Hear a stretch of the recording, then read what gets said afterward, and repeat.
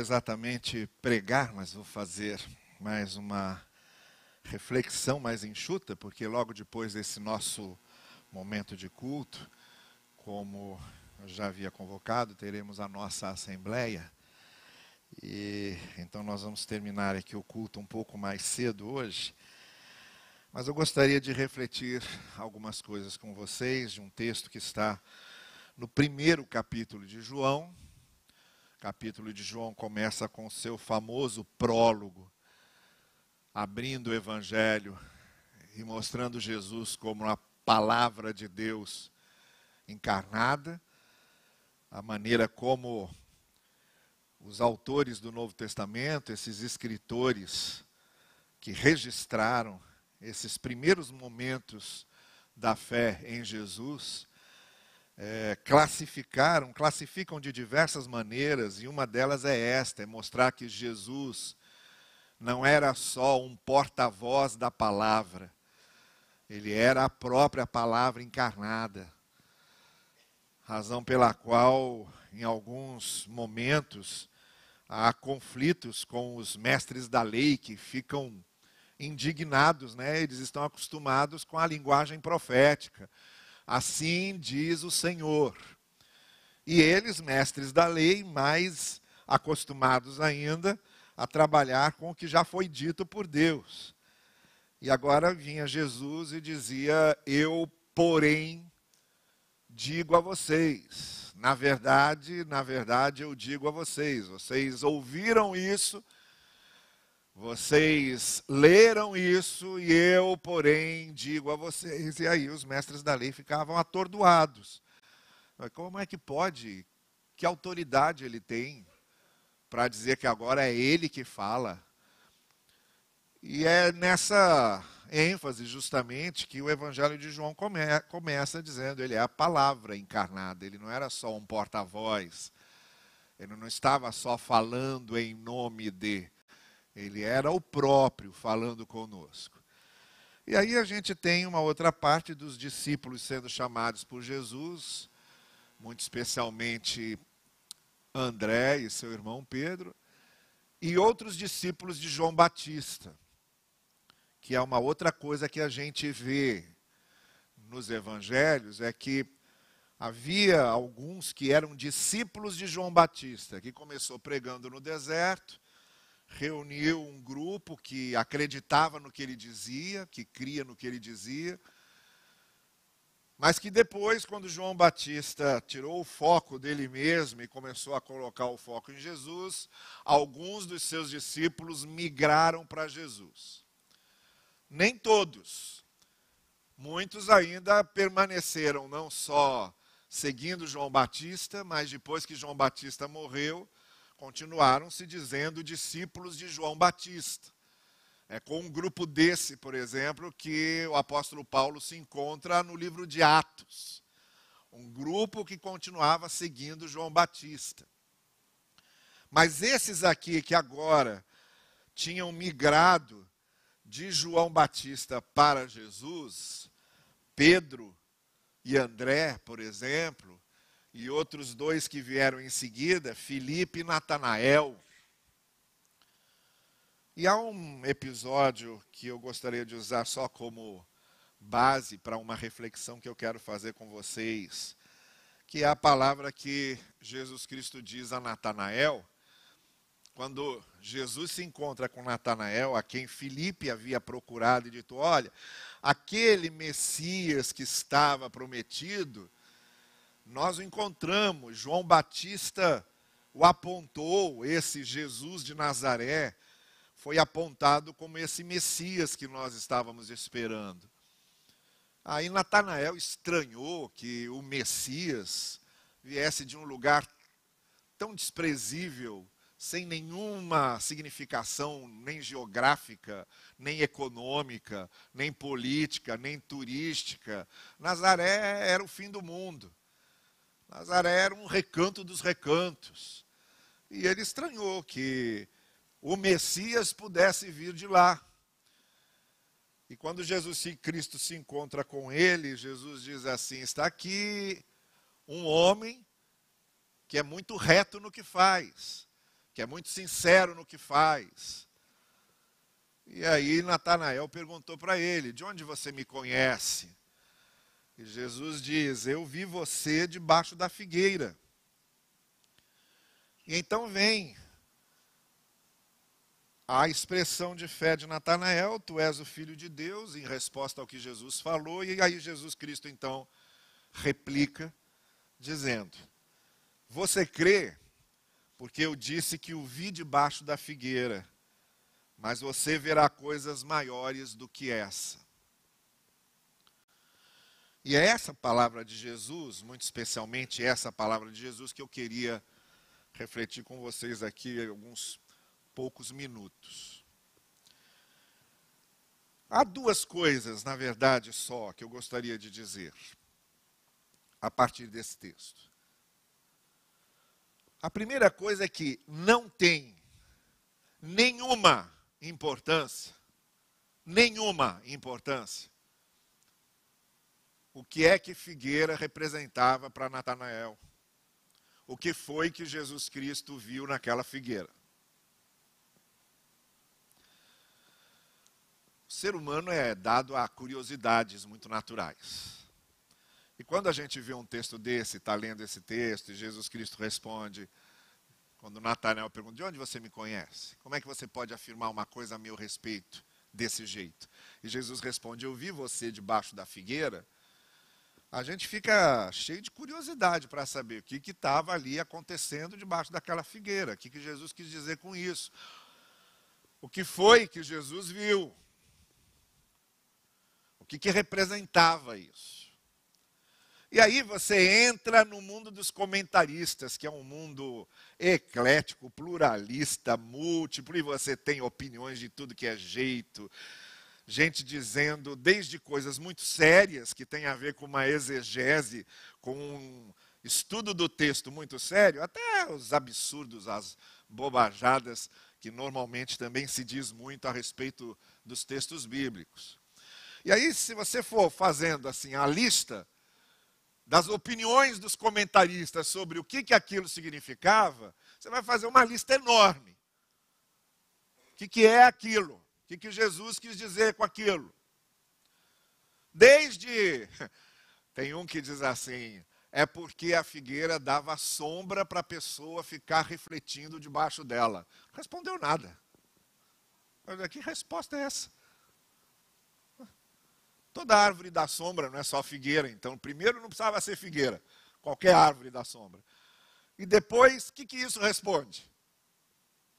Porque vem uma outra pergunta logo depois dessa. Tá bem, a figueira dá sombra para quem fica debaixo dela. Então, Natanael estava na sombra diante da figueira. E aí quer dizer o quê? Que Natanael gostava de sombra e água fresca. Isso era um caráter de Natanael. Ah, que bobagem. Eu pertenço a uma escola de interpretação da Bíblia que se chama histórico-crítica. É uma hermenêutica, é uma escola, é uma corrente de interpretação. Fiz essa escolha desde muito jovem, quando já estava no seminário ainda, e diante das várias maneiras de se interpretar a Bíblia, você podia escolher várias, e eu escolhi essa que me parecia a mais razoável, a mais pé no chão, a menos fantasiosa, a menos complicadora, porque várias outras só complicam mais do que explicam. E no método histórico crítico das Escrituras, há muita coisa que não importa, porque é letra só. O que importa é o que está por trás da letra. Então não importa saber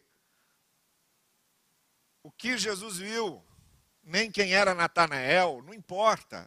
Essa questão histórica para o objetivo da narrativa não importa nem um pouco. Porque era Natanael e porque Jesus estava tratando com Natanael, e disso aí, indo para trás da letra, indo para as entrelinhas, indo para o que está por trás da narrativa. Porque o que eu cada vez me convenço mais é que o que importa na Escritura é o que está por trás da narrativa e não a narrativa em si. Por isso que a gente faz exegese, por isso que a gente interpreta, para saber o que está por trás. O que importa ali é saber que Jesus viu alguma coisa, que Natanael viu que ele viu. Era uma questão entre Jesus e Natanael. O que a gente aprende disso é que todos nós temos a nossa figueira.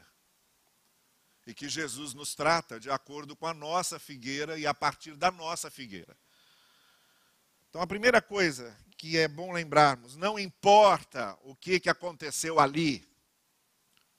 Porque aquela foi a figueira de Natanael, era uma questão de Jesus com Natanael, que não vamos descobrir nunca. Porque o texto não fala sobre isso, o resto é especulação. O que importa aqui é lembrarmos que, assim como no relacionamento com Natanael, Jesus partiu da figueira dele. Ele, no nosso relacionamento com ele, parte das nossas figueiras.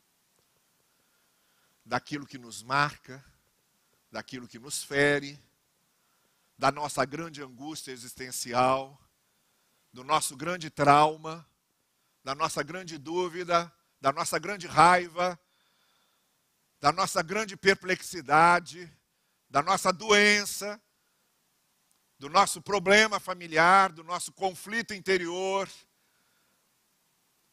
dos nossos questionamentos, das nossas abstrações, da nossa história. É da nossa figueira, é da nossa história que Jesus parte para trabalhar com a gente. Porque cada um de nós é um para Jesus e cada um de nós tem a sua figueira, a partir da qual Jesus trabalha com a gente. Então, no discipulado ou no seguir a Jesus, a primeira coisa que a gente deve lembrar sempre é o seguinte: Jesus vai me tratar de acordo com a minha figueira, com as minhas necessidades, com aquilo que eu sou, com a minha identidade. Então, ouvir testemunhos é importante, claro que é importante. O problema todo é quando a gente quer ouvir testemunhos para reproduzir na nossa vida os testemunhos que nós ouvimos. Porque muitas vezes Deus tem uma maneira peculiar de trabalhar com uma pessoa e não vai trabalhar daquele jeito com a gente. Ele tem uma maneira de tratar uma pessoa na sua experiência, no seu contexto, que não vai trabalhar daquela mesma maneira conosco. Então essa é a primeira coisa. Para cada um, Jesus age de uma maneira, a cada um Jesus leva de um jeito, e cada um de nós tem uma figueira diante de Jesus com a qual ele trabalha e com a qual ele vai trabalhar. Então fique muito tranquilo. Fique muito tranquilo. Jesus sabe qual é a sua figueira. Jesus sabe a sua história. Jesus sabe suas carências, suas grandes crises, suas grandes angústias. Ele está te vendo lá, debaixo da figueira. E ele vai trabalhar com isso. Porque você não é Natanael. E você não é Pedro. E você não é Paulo.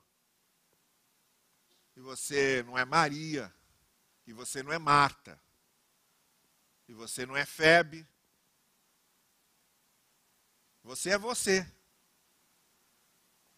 E Jesus vai trabalhar com você a partir da sua figueira, da sua sombra. Com você. Essa é a primeira coisa. A segunda coisa, eu disse que eram duas. Então Jesus diz a Natanael: eu vi você debaixo da figueira. E o que eu disse a você tem a ver com isso. Tem a ver com o que eu vi. E eu estou tratando você de acordo com o que eu vi. Daquilo que eu sei que você precisa. Mas aí ele acrescenta uma coisa que é importante também nesse nosso processo de discipulado e de seguirmos Jesus. Ele diz: agora, só porque eu disse isso, você acha que já é suficiente? Não. É só o começo. Coisas muito maiores eu vou fazer ainda. Isso aqui é só o começo. E essa é a segunda lição que a gente aprende com essa experiência de Natanael. É muito bom a gente se encontrar com Jesus dessa forma, sabendo que ele vai trabalhar com a gente, de acordo com a figueira de cada um, levando em consideração aquela sombra em que fomos formados, aquela sombra da nossa história, aquela figueira da nossa identidade. É muito bom saber que Jesus vai fazer assim, mas é péssimo se eu fico estacionado nisso. É péssimo se a minha fé, a minha experiência com Cristo e a minha história de discipulado tem a ver só com o que ele já fez. E eu vou carregando o que ele já fez como se fosse tudo. Como se fosse suficiente. Como se eu não houvesse uma dinâmica a partir do momento da figueira para desenvolver uma série de outras coisas. E é nesse ponto aqui que eu quero dizer o seguinte: é muito bom nos encontrarmos com Jesus, ele se identificar conosco e de alguma forma sabermos que ele está trabalhando com cada um de nós. Mas é muito ruim quando a gente estaciona nisso e não leva em consideração que é preciso haver crescimento, amadurecimento, que ele não trabalhou conosco apenas, ele continua trabalhando. Como ele fala a respeito do próprio Pai. Meu Pai ainda trabalha, não é o que Jesus diz? Meu Pai ainda trabalha, Deus não parou.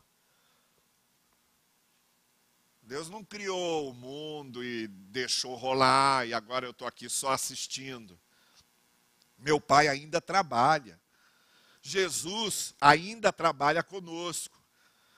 E nós participamos de um processo de amadurecimento da fé, de amadurecimento da visão do Evangelho, de crescimento naquilo que Jesus pode fazer em nós, de aprofundamento daquilo que cremos, de expansão da maneira como Jesus pode mudar nossa vida cada vez mais.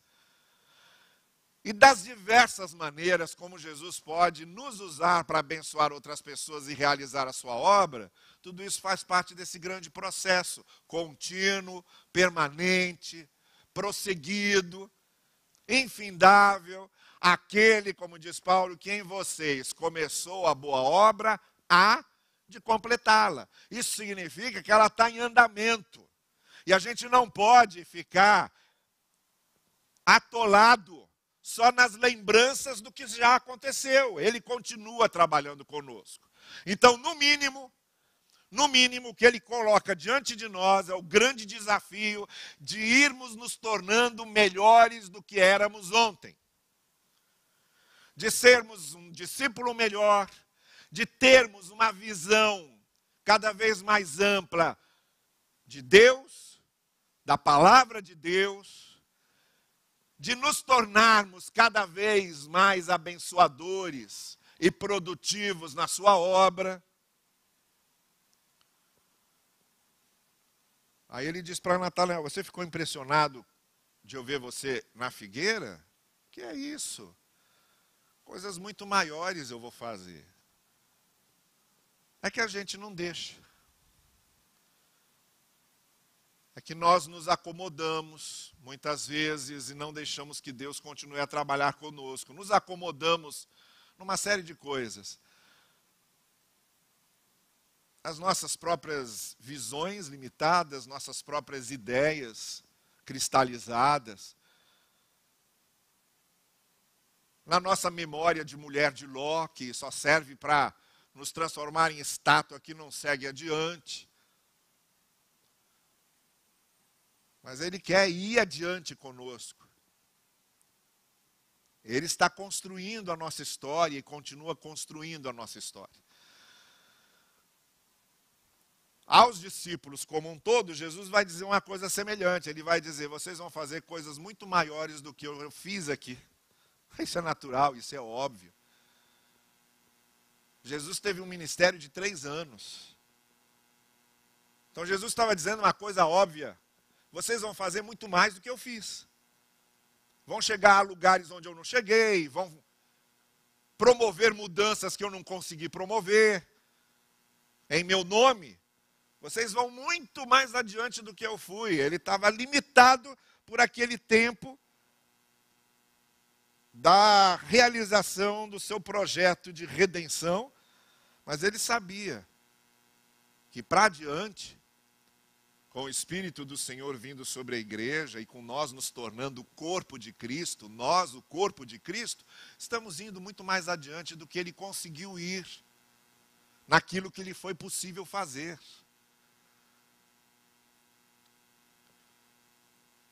Então, 2 coisas que vão ficar aqui marcadas nessa nossa reflexão.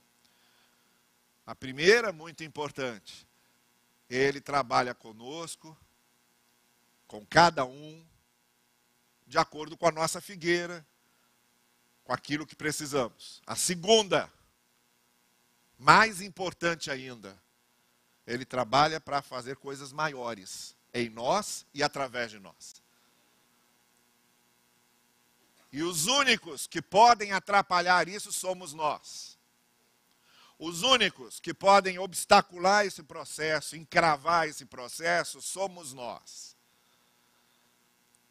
Se deixarmos que Ele trabalhe conosco, nos use, e que Ele continue fazendo o que Ele planejou fazer, ninguém segura.